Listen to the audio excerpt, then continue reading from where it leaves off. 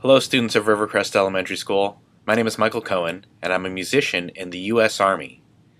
Some of you might be asking yourself, the Army has musicians? Well, yes, in fact, the U.S. Army is one of the nation's largest employers of musicians. The Army has 30 bands across the country and around the world, and employs 1,200 soldiers to be musicians in those bands. Here's a map of the continental United States. Each yellow star represents an Army band. As you can see, we have bands all over the U.S. The 56th Army Band at Joint Base Lewis McChord in Washington, the 1st Armored Division Band in Fort Bliss, Texas, outside of El Paso, the 3rd Infantry Division Band in Fort Stewart, Georgia, and the 10th Mountain Division Band in Fort Drum, New York. The Army also has bands outside of the continental United States. Here's a map of the Pacific. The Army has the 8th Army Band in Korea, the U.S. Army Japan Band in Japan, the 25th Infantry Division Band in Hawaii, and the 9th Army Band in Alaska. And here's a map of Europe. The Army has the U.S. Army Europe Band in Germany, and the Army also contributes a handful of soldiers to the SHAPE International Band, which is a band comprised of musicians from countries that participate in NATO.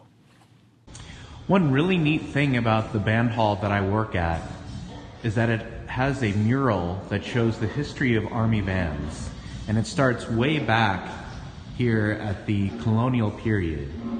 Believe it or not, Army bands have been in existence since the Revolutionary War.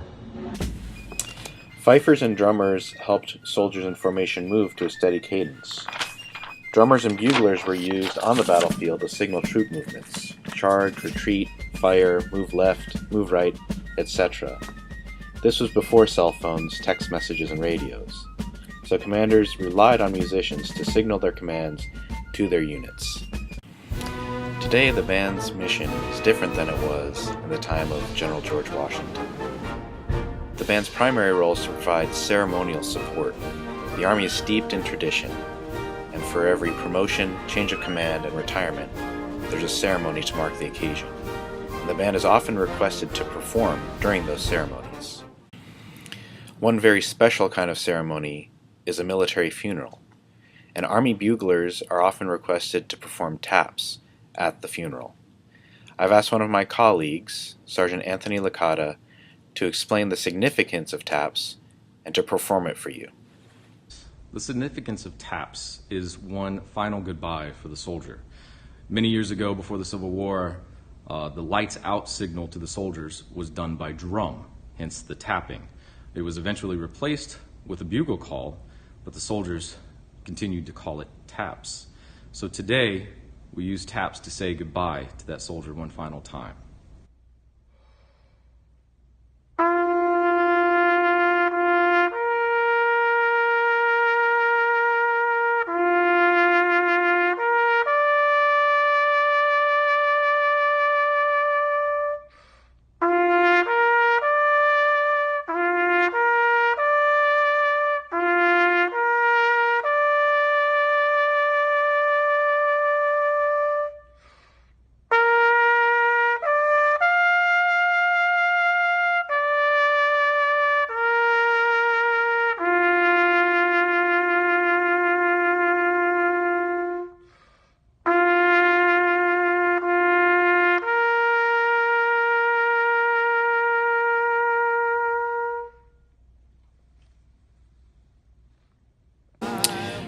Another role the Army Band has is to entertain troops that are deployed.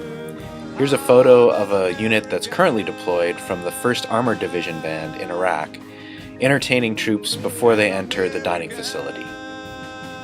The last major role that Army bands have is to provide community relations support for the Army. And this includes providing concerts that are free and open to the public. You'll often see military bands giving concerts on Memorial Day and Independence Day. Our band will be marching in the Veterans Day Parade in Virginia Beach in just a few days.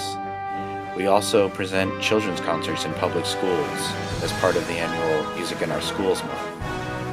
And we tour local colleges and universities to help recruit for the Army.